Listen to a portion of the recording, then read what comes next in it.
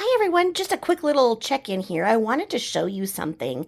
In the KJ lawsuit that we are examining right now, the current rabbit hole that I'm in, there is a place in the original summons that happens with civil suits, and um, what they want is everything to be preserved. So at that moment, they say, "You've done this. We want everything from that you have done that we are accusing you of preserved. Do not destroy anything. Do not delete anything." As we see with our courtroom and a lot of issues, we have growing pains because our world has not caught up to the digital age. So those things are more written for the type of person that I am in my older generation, my golden years here. Whereas when you crafted something, you had your drafts, and you could show that, okay, this is where this came from, or you looked up this and that. So for me, I can provide you an example. So I went through and organized everything the other night just to kind of catch up to where I'm at and what I'm going to do with my channel. So this is 1 year's, well, since I started, so what, a little over a year ago, what, not quite a year and a half. This is a year and a half of work. So if I were to get a summons, I would make sure that I don't throw any of this away.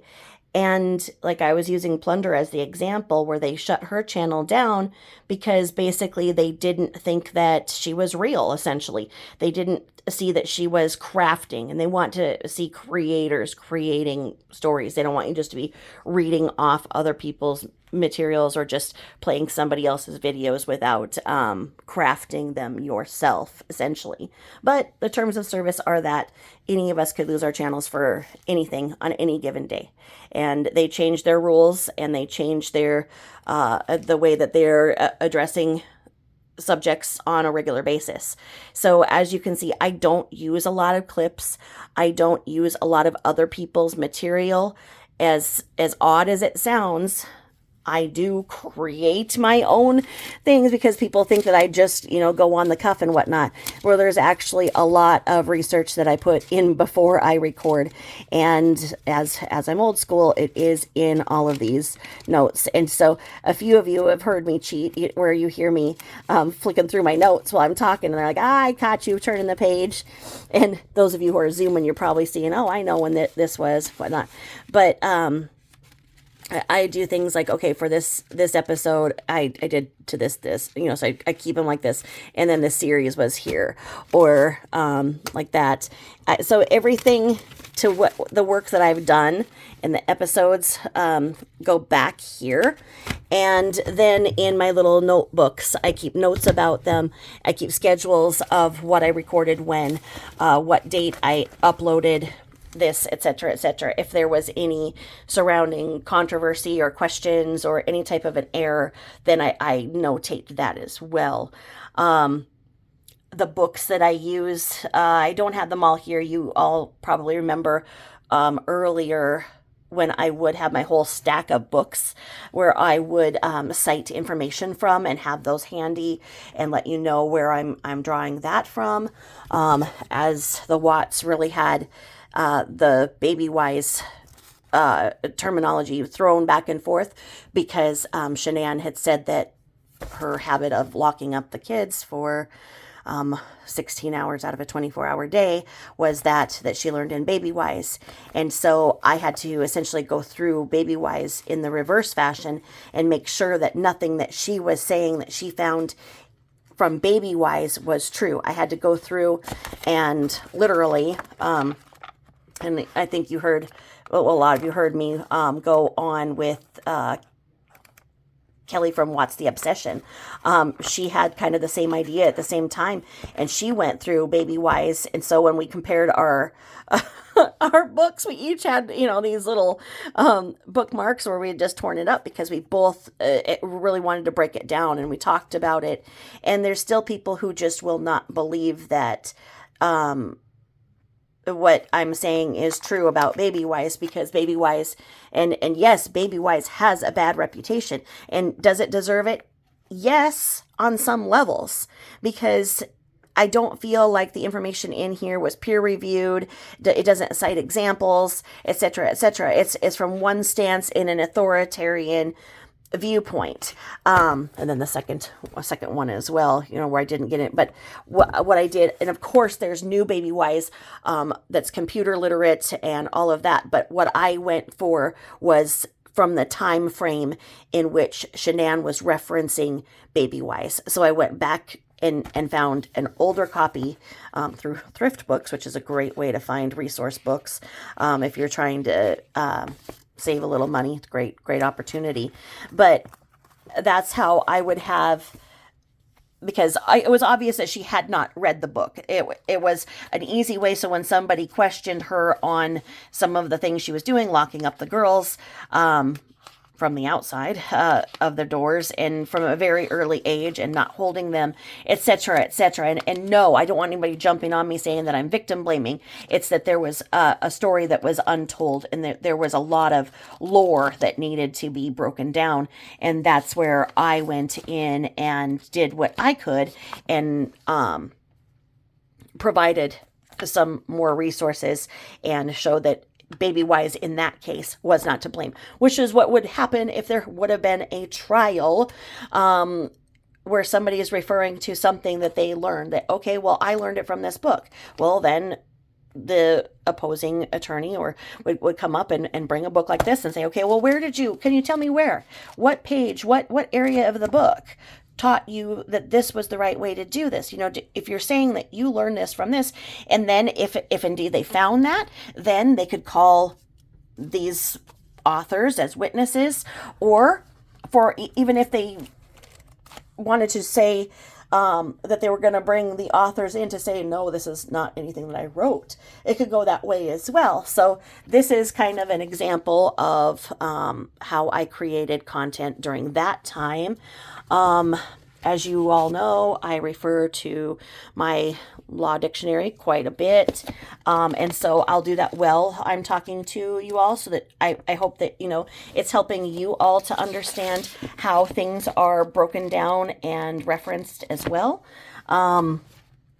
As a lot of things come up from the Mormon church and questions in that, as I have a lot of Mormon friends, and I grew up in a very, very Mormon central community, I know a lot about the Mormons, and I'm very, very Mormon friendly, but still I have my book here, and I have several other Doctrine and Covenants books where I will reference as well if I'm going to speak on the topic. So this is kind of what they're talking about. When you get a summons for a civil suit and they're saying preserve all of your evidence, this is what they are talking about. This is what if I were to be audited from YouTube and they're going, okay, where are you coming up with this? Or a civil suit, where are you coming up with this information? Well, it would have to be here. And you all see, how I have everything broken down, and how before I do anything, I have it ready. I try not to read too far in ahead or peek even, which is difficult sometimes when I'm trying to find something or whatnot. I try to give you the most natural reaction in it, but then afterwards, I'll take copious notes and write down what I did, when it was uploaded, etc., etc. And back to Plunder, I think that that's what she had to do to plead her case to get her channel back. And I think Plunder's amazing. And she did the story of Kim Zolciak and Croy Bierman in their divorce, and she got the footage from the body cam from from the police each time that Kim and Croy were using the police as their personal bodyguards. So it's really interesting to watch that. So shout out to Plunder. She's just always got great information. And she gives you the option. If you want to hear it raw without her commentary, you can go and buy it from her through Patreon, where she has it uploaded, and it's not censored, because she goes through and censors to be appropriate to what YouTube says for the rules that are right now. Because at first you could not use any of the cussy words at all, as Emily D. Baker would say, but now, or cursey words, now supposedly you can, but things change and they can go back and take down your video, and then it messes everything up because that video led to other things. So it's ever changing, but this is why you want to keep it. So what I have done, so these are up to upcoming projects. This one is also upcoming.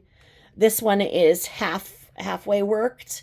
The information in here are, well, that was the Brian Laundrie one that got deleted that I need to redo. And then this is from Jessica Alva. If you, the MMIW friend that I have, if you haven't heard that story about Jessica Alva, I urge you to. So those are autopsy copies. So I keep them in a manila envelope. So if I'm doing something like this to show, it's not going to upset anybody. So I keep those behind that. Everything else is now put in binders, just like Betty. I have all the names. And then as I go, where I have my notes that as I write, or during lives, what happens, because I take a lot of notes during lives to make sure, so that if I'm questioned about something afterwards, I know where the conversation was. Always keeping handy a Constitution of the United States of America. That doesn't ever hurt to have.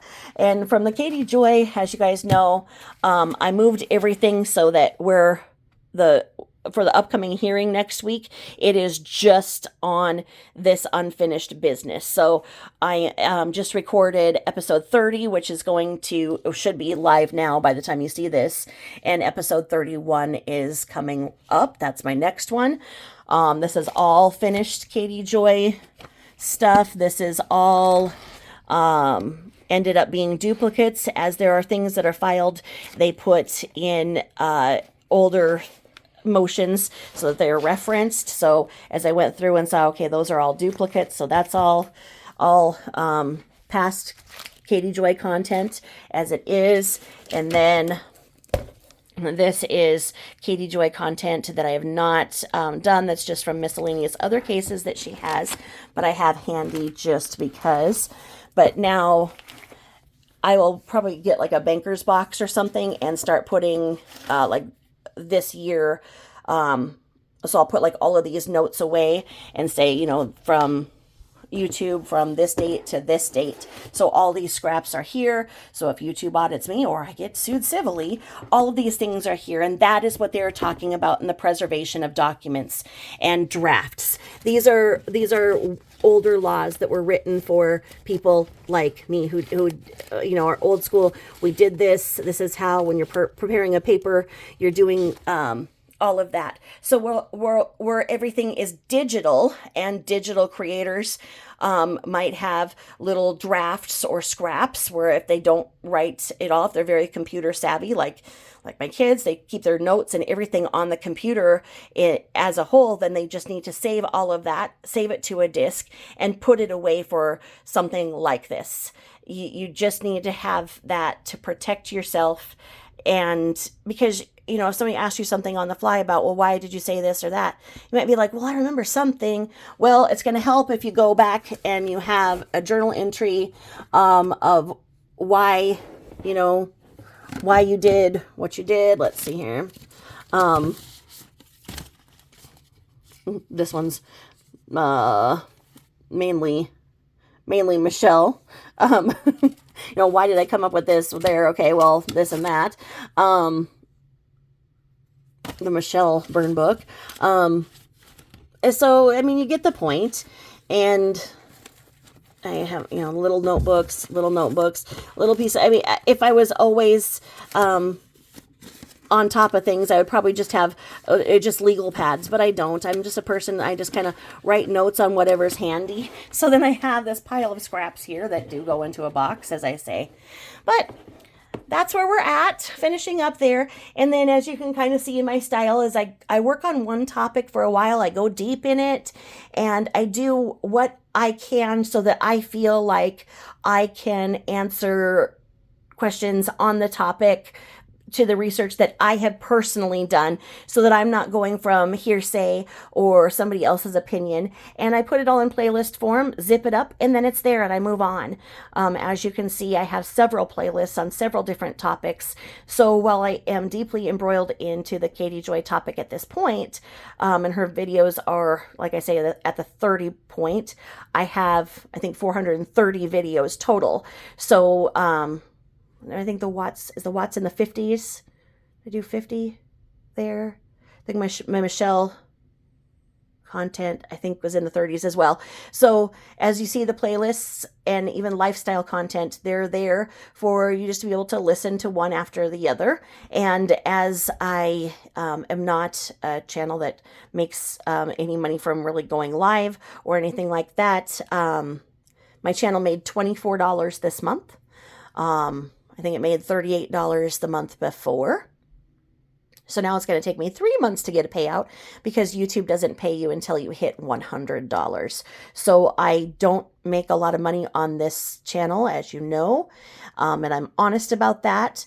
So in that, I think it's important to really show that I'm doing the work behind that. So if somebody says, well, you're making all this money. Well, if I put in, 35 hours in my channel 1 week, and show that, because my phone will break down how much I've been on YouTube, and you can see that. So you can see the hours that I put in with the money that comes out. It's not equal. It's not that I'm making $25 an hour. I made $24 for a month's work.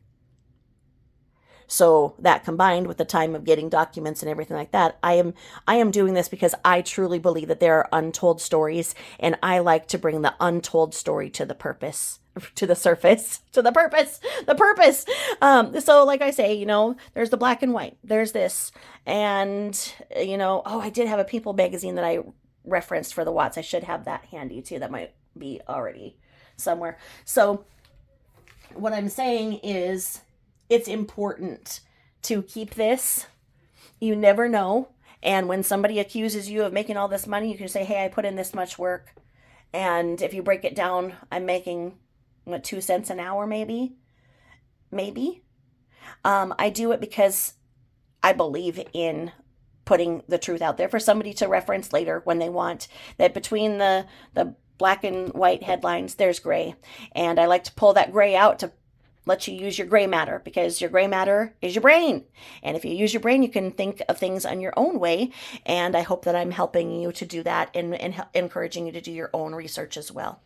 So with that, on this topic, thank you so much for listening, and I will talk to you later. Thanks for listening. Bye-bye.